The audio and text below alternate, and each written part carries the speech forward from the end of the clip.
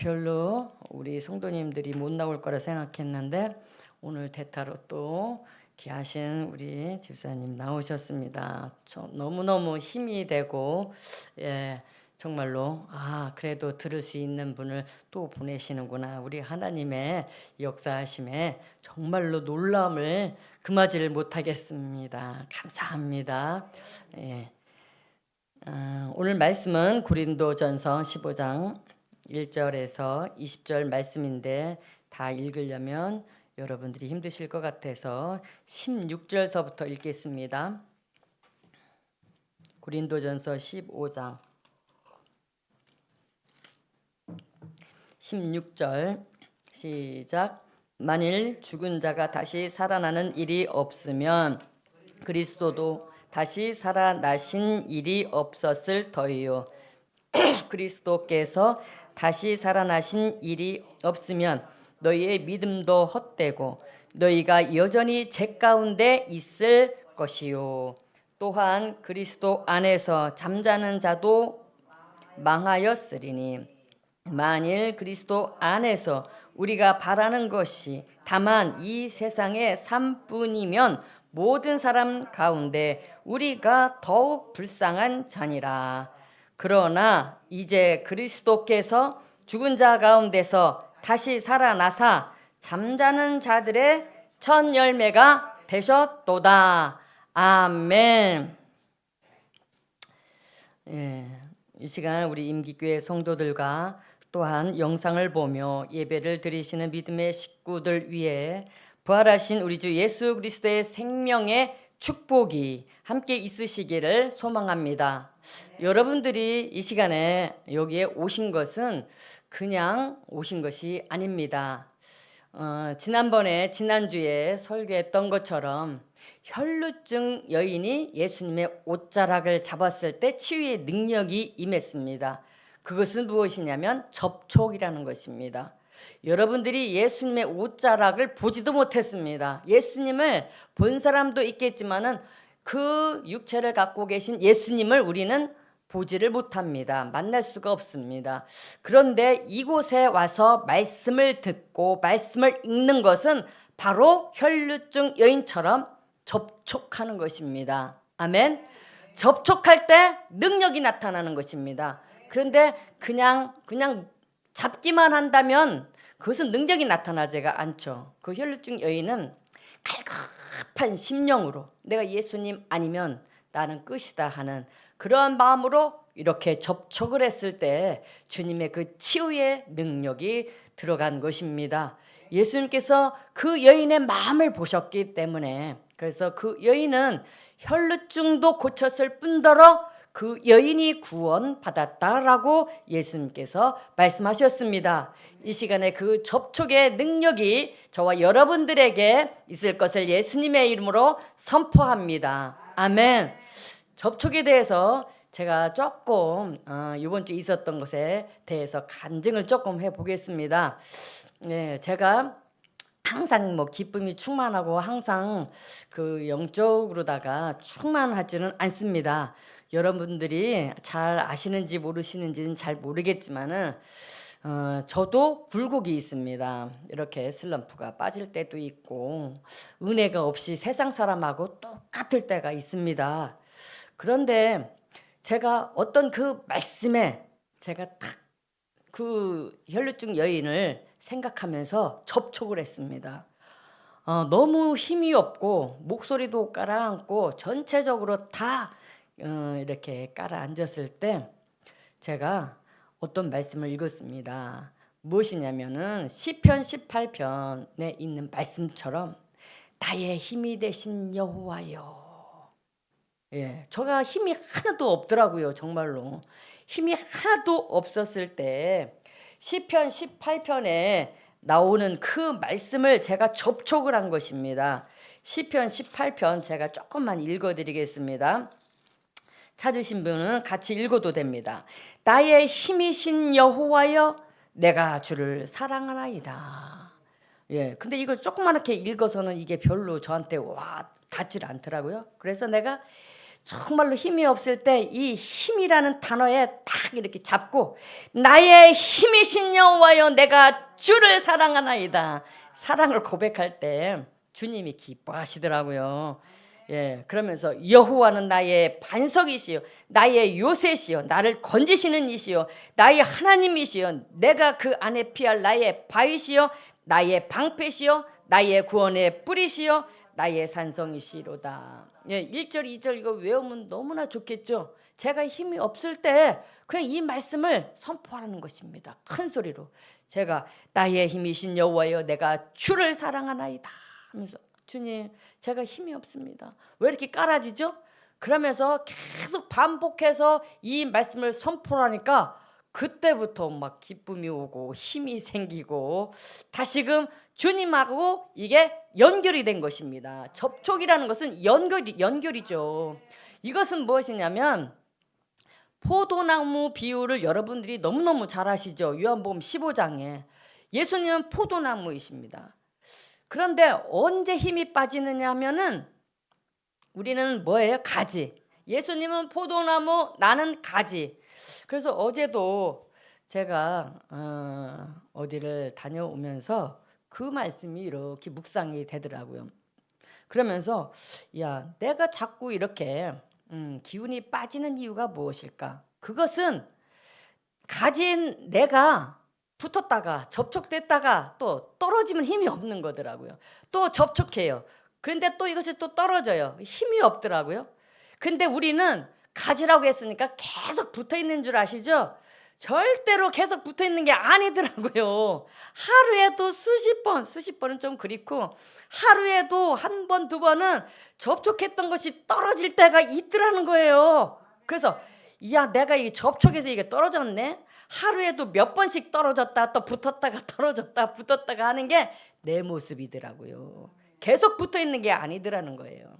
그래서 예수님은 가만히 계셔요. 내가 왔다리 갔다리 하는 거예요. 그래서 떨어졌을 때 힘이 없는 거예요. 그랬을 때 다시 접촉해야지. 접촉한다는 것은 뭐예요? 말씀을 선포하는 거예요. 말씀을 붙잡고 기도하는 거예요. 그러니까 다시 주님이 불쌍하니까 그래 계속 붙어 있어. 내가 너에게 힘 줄게. 그래서 주님이 주신 힘으로 또 하루를 살아가는 것입니다. 여러분도 그렇지 않습니까? 여러분은 계속해서 붙어 있습니까?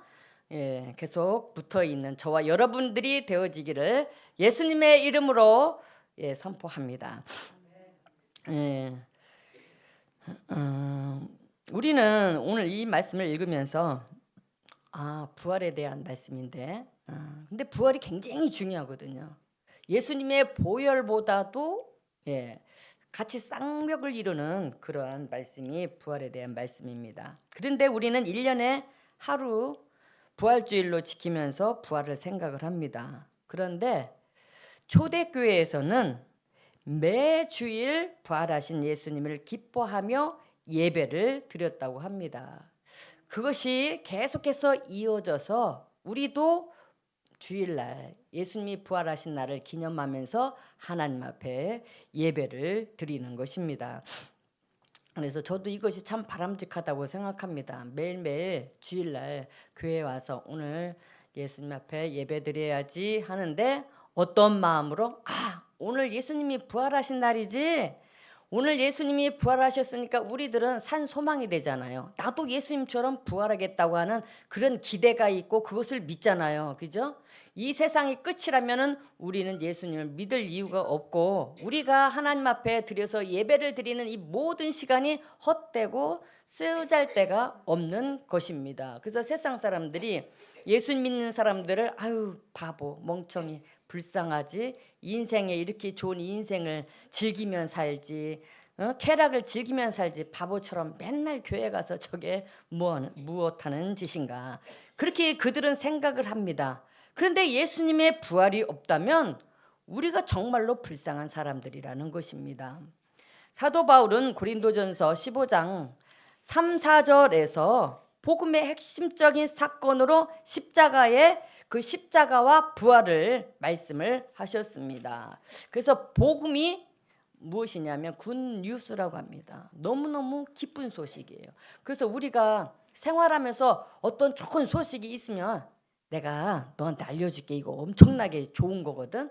그러면서 얘기를 해주잖아요. 그게 기쁜 소식을 전해주는데 정말로 복음 중에 복음을 꼽는다면 무엇이 복음이냐면 십자가, 예수님의 십자가와 그것이 이제 우리는 또 보혈도 거기에 들어가는 거죠. 보혈과 부활이 우리들에게 굉장히 중요한 복음의 두 축입니다. 그래서 보혈도 중요하지만 무엇도 중요하다고요? 부활도. 예. 그래서 저는 이 보혈을 십자가를 통과해야 되겠다는 그 마음을 가지고 5년 전서부터 복음을 계속해서 선포를 했습니다. 그랬는데 어떤 사람들은 그거 뭐 선포해야 뭐 특별한 게 있나 이렇게 생각을 하는데 제가 이제 5년 동안 하면서 경험한 것이 무엇이냐면은 이 보혈의 그 말씀이 제 안에 이게 쌓이고 쌓이니까 이것이 능력으로 나타나더라고요. 그래서 보혈을 선포할 때 기쁨이 오고요. 보혈을 선포할 때 힘이 생기고요. 보혈을 선포를 하니까 정말로 예수님께서 임재를 하시는 거예요. 예수님이 임재하시는 것은 보혈이 선포되어질 때 임재를 하셔요. 그러니까 우리가 기도를 해도 그냥 하나님 아버지 하면서 막 이렇게 기도하는 것은 어떻게 보면 나의 독백에 불과한 것이죠. 그런데 예수님이 임재가 기도에서는 첫 번째 관건이에요. 예수님이 임하셔야 그 다음에 예수님 앞에 예수님 사랑해요 고백을 드리면서 예수님 저에 대해서도 뭐 문제 있는 것을 다 이렇게 상담을 하고 이야기를 하고 예수님 제가 이런데 예수님 어떻게 해요? 예수님 해주셔야 되잖아요. 예수님 도와주셔야 되잖아요. 예수님이 임재했을 때 그것이 이루어지는 거예요. 근데 예수님이 임재도 안 했는데 혼자서 그냥 기도를 하면은 혼자서 독백에 불과한 것이 되는데 그렇게 하면은 안 된다는 것입니다.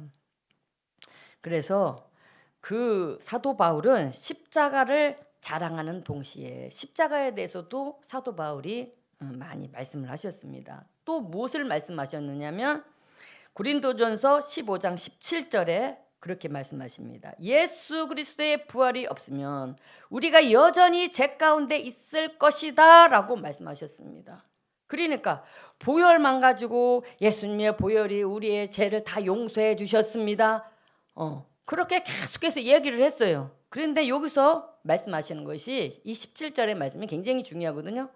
그런데 예수님이 부활이 없으면 너희들은 여전히 죄 가운데 있을 거야. 죄 용서함이 없을 거야. 왜냐하면 이 보혈을 통하여서 예수님의 그 보혈이 하나님의 보혈이었구나. 이것을 증명을 한 것입니다. 그렇기 때문에 이것이 엄청나게 중요한 것이죠. 사도 바울이 그리스도 우리가 여전히 죄 가운데 있을 것이라고 말씀을 하셨는데 이렇게 십자가와 부활은 둘 중에 어떤 것이 더 크거나 중요하다는 비교의 대상이 아니라는 것입니다. 이 보혈이 더 중요한가 부활이 더 중요한가 이것이 아니라 동전의 양면과 같이 어느 것 하나도 없어서는 안 된다는 것입니다. 아멘. 보혈로만 끝나서는 우리의 죄가 용서함이 없다는 것입니다. 근데 그 보혈이 바로 부활이 되었기 때문에 예수님이 십자가에서 죽으시고 그 다음에 부활하셨기 때문에 그것이 바로 예수님의 피가 사람의 피가 아니라 하나님의 피였기 때문에 우리가 용서함을 받으시는 것입니다. 아멘. 그래서 우리가 십자가에서 죽으신 분이 누구인지 모르면 십자가의 사건은 그냥 한 사람의 죽음일 뿐이며 그 피 또한 우리에게 아무런 의미가 없습니다. 그러나 부활로 십자가에서 죽은 예수 그리스도가 하나님이신 것을 확증하셨을 때 십자가에서 하나님이 죽으신 것이며 십자가에서 흘리신 예수님의 피가 하나님의 피라는 것입니다.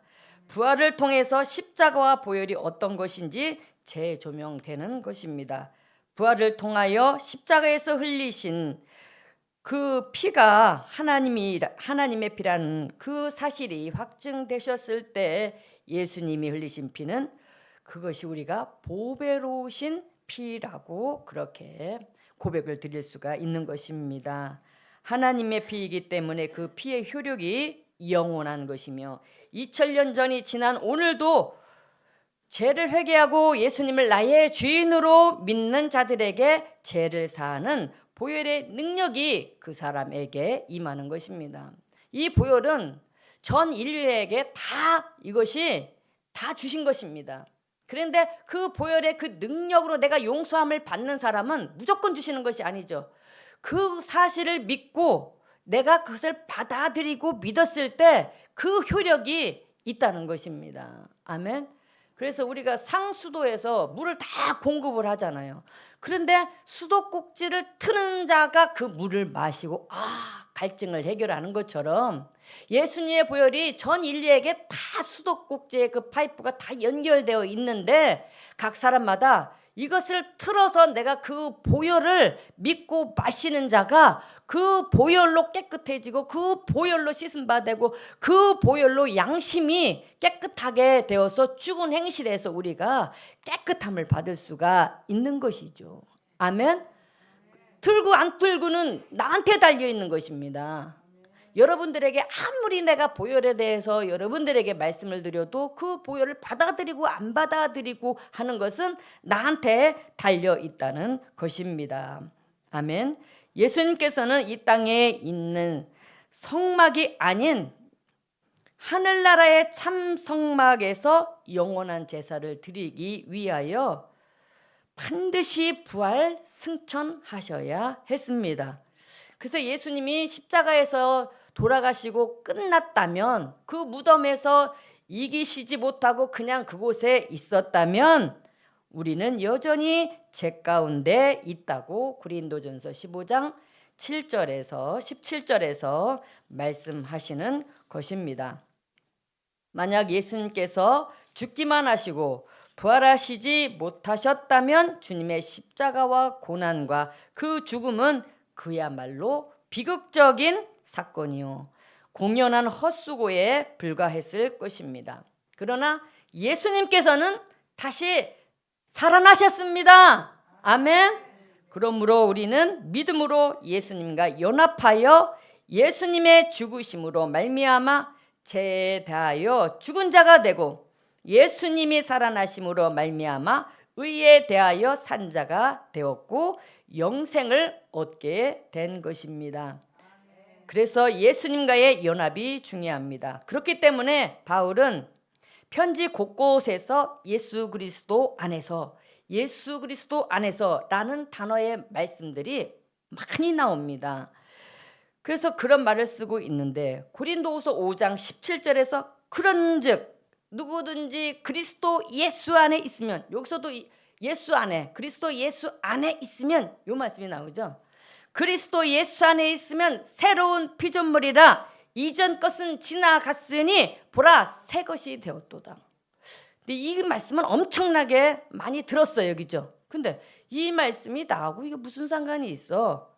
듣기는 들었는데 이 말씀이 중요하다는 것은 알겠는데 이 말씀이 무엇인가? 그렇게 우리가 생각을 하고 이것에 대해서 이렇게 많이 묵상을 안 했어요. 그런데 우리가 새로운 피조물이 될 수 있는 것도 전적으로 예수님의 부활 사건에 근거한 것입니다. 예수님이 부활하시지 않았더라면 우리는 새로운 피조물이 될 수가 없습니다. 피조물이라는 것은 뭐예요? 지음받은 자가 피조물이에요. 내가 나를 지을 수가 없잖아요. 나를 지으신 분은 하나님이시기 때문에 우리는 하나님이 지으신 피조물이라고 하는데 그 새로운 피조물이 됐다는 거예요. 새로운 사람이 되었다는 거예요. 그래서 이 부활 사건에 근거한 말씀이 바로 고린도후서 5장 17절의 말씀이라는 것입니다. 우리가 예수님과 함께 죽고 예수님과 함께 부활하여서 새로운 피조물이 되었다는 것입니다. 이 새로운 피조물은 예수님과 연합될 만큼 깨끗한 존재이며 새로운 피조물이 됐기 때문에 새롭게 우리가 만들어졌기 때문에 깨끗하게 됐다는 것이죠. 그래서 예수님하고 연합이 되려면, 예수님하고 이렇게 연합이 되려면 더러운 것으로 우리가 어떻게 연합이 될 수가 있겠습니까? 그죠? 의로운 자가 연합이 될 수가 있는 거예요. 의로운 자. 근데 이 세상에 의로운 자는 아무도 없어요. 그런데 어떻게 해서 의로운 자가 되느냐면, 우리의 죄가 있는데 회개를 하고, 그 회개를 하면 그 죄를 십자가 앞에 나아가서 그 용서함을 받으면 깨끗하게 되는 것이죠. 그래서 의로운 자가 되었기 때문에, 그래서 예수님하고 연합이 될 수가 있다는 것입니다. 아멘.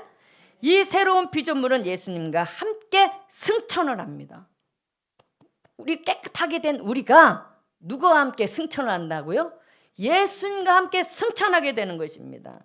그리고 그 예수님과 함께 하늘 보좌 우편에 앉는 존재가 되었다라는 것입니다. 여러분들이 이것까지 생각해 보셨어요? 이것은 제가 꾸며낸 얘기가 아닙니다. 에베소서 2장 5절 6절에 그렇게 말씀하고 있습니다. 집에 가서 한번 찾아보세요. 근데 마귀가 그렇게 그 예수님의 보좌, 하나님의 보좌를 바라보면서 그 마귀가 얼마나 저기에 앉으면 좋을까. 그래서 천사장이 그것을 보면서 내가 저 자리를 찬탈해야지, 그렇게 교만한 마음을 먹었습니다. 그랬을 때 쫓겨났죠. 그죠? 공중 권세 잡은 자라고 하잖아요. 공중으로 쫓겨난 것입니다. 그래서 마귀가 그렇게 탐냈던 그 보좌, 오직 하나님만이 앉으실 수 있는 그 보좌인데, 내가 회개하고 예수님을 나의 주인으로 믿는 그 사람에게는 하나님께서 우리들을 하나님의 보좌에 함께 앉게 해 주시겠다는 것입니다. 이런 축복이 어디 있습니까? 그죠? 예. 그래서 이것을 여러분들이 이것을 믿는다면 믿은 대로 그렇게 예수님과 함께 승천하여 하나님의 보좌에 함께 앉게 되는 축복을 받을 수가 있습니다. 아멘. 예. 그래서 우리가 보면 야, 이런 축복이 다 있었네. 이게 시시한 게 아니잖아요. 우리가 예수님 믿는 것이 시시한 것이 아닙니다. 보면은 우리가 그냥 예수님 믿고 그냥 왔다 갔다 하다가 끝나면은 그것은 그것으로 끝나는 것입니다. 근데 우리가 부활의 단계에 들어가려면 예수님의 그 부활에 참여하여서 연합이 돼서 부활해서 같이 부활하여 하나님 계신 보좌에까지 앉으려면 첫 번째가 무엇이 있어야 되느냐면, 내가 십자가를 통과해야 된다는 것입니다. 내가 죽어야 그 단계에 가는 것이지, 죽지도 않고 그렇게 좋은 것이 있어, 그렇게 나도 부활에 참여할 수가 있어, 이것만 바라보면 안 된다는 것입니다. 좋은 것만, 열매만 바라보면 안 된다는 것입니다. 그 열매가 있기 위해서는 내가 한 알의 씨가 땅에 들어가서 죽어야지, 그 다음에 부활로 싹이 나서 열매가 맺는 부활의 영성에, 그 영광에 참여할 수 있는 그 은혜가 임한다는 것입니다. 아멘. 첫 번째를 해야 된다는 것입니다. 여러분들은 지금 첫 번째 단계에서 막 들어가려고 시도하는 사람도 있겠지만은, 그 십자가하고 나하고는 별개의 것이지, 내가 왜 십자가를 지고 왜 내가 십자가를 통과해야만 돼, 꼭 그렇게 내가 구원이 있어, 이렇게 생각하는 사람들이 너무나 많이 있다는 것입니다. 그런데 우리는 예수님이 그렇게 사셨던 것처럼 본보기로 예수님이 이 땅에 오셔서 내가 이렇게 신앙생활했어, 뭔가 본보기 모델이 있어야 되잖아요. 그러니까 너희들도 나를 모델 삼아서 이렇게 이 순서대로 신앙생활해. 그러면 그 영광의 보좌에 너도 나와 함께, 내가 앉은 그 자리에 너도 앉게 할 거야. 이것을 우리들에게 가르쳐 주신 것입니다. 근데 나는 나고 예수님은 예수님이시지. 예수님은 인성도 있었지만은 신성을 갖고 계시잖아. 하나님이시잖아. 내가 어떻게 그것을 그렇게 할 수 있어? 이렇게 얘기를 하거든요. 저도 그렇게 생각했어요. 그런데 아니더라는 거예요. 예수님을 따라가야지 된다는 거예요. 그러므로 예수님이 따라가신 그 신앙생활을 나도 해야 되기 때문에 그것이 좁은 길을 걷는 거라는 것이죠. 아멘.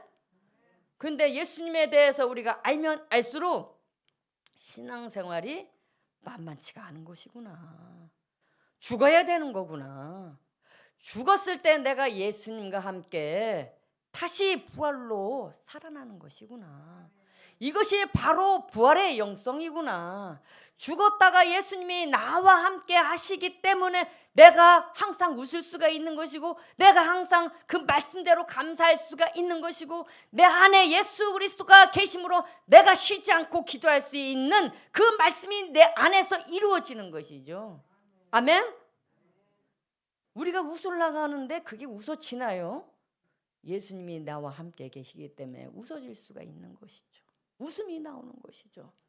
환경이 어렵더라도, 내가 지금 건망증이 심해도, 내가 혹시 치매에 걸릴 수 있는 확률이 있다 할지라도 예수님이 나와 함께 하시면은요, 새로운 피조물이 되는 것입니다. 이 말씀을 붙잡으세요. 걱정하지 마세요. 치매는 물러갈지어다. 나는 새로운 피조물이다. 새로운 피조물은요, 과거의 상처 얽매이지 않습니다. 그 상처 끝난 것입니다. 아멘. 이런 능력이 있다는 거예요. 아, 이런 거였구나. 새로운 피조물이 이런 능력이 있었네. 우리가 알고 보면은요, 정확하게 알고 보면 어삼이사에서 우리가 확실하게 이것을 적용을 못해서 그렇지, 확실히 알게 되면은요, 그 말씀대로 맨날 고백하는 거예요. 주님, 나는 새로운 피조물이 되었습니다. 내가 과거의 그 상처에 연연하지 않습니다. 그 과거의 상처는 내가 발로 뻥 차 버립니다. 나는 새롭게 되었습니다. 내 안에 예수님이 오셔서 나는 거듭났습니다. 나는 옛날의 나가 아닙니다. 나는 옛날에 김기은이가 아닙니다. 나는 옛날에 그 시시한 김기은이 아닙니다. 나는 이제 하나님의 자녀가 되었습니다. 나는 지금 죽어도 여한이 없습니다. 나는 예수님하고 연합이 되었습니다. 연합되어서 나는 예수님이 부활하실 때 나도 같이 부활하셔서 예수님이 계신 그 보호자에 나도 지금 있는 것입니다. 아멘. 육신은 여전히 이 땅에서 내가 신앙생활하지만 내 영은 거기에 가 있습니다. 자부심을 가지십시오. 아멘. 나는 지금 계속 질병에 시달리고 있습니다. 여러분이 믿음이 없어서 그렇습니다. 그런데 아이고 아파 이게 이렇게 할 필요가 없다는 것입니다. 나는 새로운 피조물이 되었어. 나는 새로운 피조물은 아픈 것이 없어. 새롭게 되었어요. 이 생각부터 뜯어 고쳐야 된다는 것입니다. 그런데 여전히 아파요. 고통은 있어요. 그런데 아이고 아파. 입으로 시인했죠? 아이고 아파. 입으로 시인하면 아프게 살 수밖에 없어요. 근데 이 말씀을 붙잡고 나는 새로운 피조물이 되었습니다. 나는 아플 이유가 하나도 없습니다. 새로운 피조물이 되었기 때문에 나는 다 나섰습니다. 나는 건강합니다. 내 안에 주님이 계셨습니다. 내 안에 주님이 계시기 때문에 주님의 생명이 내 안에 있는 사람에게는 절대 아프지 않고 절대 질병이 있을 수가 없습니다. 예수님이 아프셨다는 거 성경에서 찾아보셨습니까? 한 번도 못 들으셨죠? 예수님의 생명은 영원한 생명입니다. 그래서 우리가 하나님 앞에 기도할 때마다 구해야 될 복이 하나님 나에게 돈을 주시옵소서가 아니라 하나님 나에게 영생의 복을 주시니 감사합니다. 아멘. 예수님의 생명이 내 안에 들어왔어요. 예수님의 생명은 영생의 복이 있는 것입니다. 영원히 사는 것이죠. 아프지도 않고. 바로 천국은 우리가 죽어서 가는 것이 아니라, 그때서부터가 시작이 아니라 내가 예수님을 영접한 그 다음부터 영생은 시작된다는 것입니다. 예수님의 생명은 내 안에 있기 때문에 그 생명이 계속해서 이어져 가는 것입니다. 천국은 아픔이 없고 고통도 없고 슬픔도 없고 상처도 없고 좋은 것만 있고 마귀도 없고. 내 안에 마귀가 근데 들어와요. 너 불법을 행한 자야. 나는 예수님의 말씀대로 새로운 피조물이 되었는데 왜 내 안에 들어와? 불법을 행한 자 떠나가라 하고 내쫓아야 되는 것입니다. 아멘. 그러면 우리가 신나게 신앙생활할 수 있습니다. 행복하게 신앙생활할 수가 있습니다. 모든 것은 생각으로부터 출발합니다. 생각부터 뜯어 고치십시오. 나는 안 아픕니다. 아파도 아이고 아이고 아이고가 아니라 나는 안 아픕니다. 예수님 때문에. 예수님이 나의 모든 죄를 다 용서하시고 모든 질병을 다 갖고 가셨습니다. 이사야서 5장 13절의 말씀이 그대로 나에게 이루어질 것을 선포합니다. 이렇게 매일 말씀을 갖고 약속하신 거잖아요. 하나님 거짓말쟁이가 아니신데 약속하신 말씀을 가지고 선포하면 민수기 몇 장? 14장 28절의 말씀처럼 네가 말한 대로 네가 말한 것이 내 귀에 들린 대로 내가 그대로 다 행하신대요. 나는 안 아파 안 아파 안 아파. 예수님이 그래 내가 안 아프게 해주지. 예수님이 들으시고 안 아프게 하신다는 것입니다. 아멘. 이렇게 신앙생활 하는 것이 능력 있는 신앙생활입니다. 우리가 이런 복음의 능력을 정확하게 안다면 그냥 내 생각대로 신앙생활하면은 마귀한테 잡혀가지고 맨날 불행한 신앙생활을 할 수밖에 없습니다. 그런데 우리의 생각을 바꿔야 되고 우리의 입술에 고백하는 것을 바꿔야 된다는 것입니다. 현실 상황에 있는 것을 현실에 있는 그 환경을 보고서 나는 말을 합니다. 아우 지겨워. 이 지겨운 생활이 언제 끝나? 계속해서 그렇게 한다면 그 사람의 그 지겨운 생활은 환경은 변하지가 않습니다. 우리는 지겨운 것이 아니라 말부터 바꾸는 것입니다. 믿음의 말을 했을 때 가나안 땅에 들어갔습니다. 여호수아와 갈렙.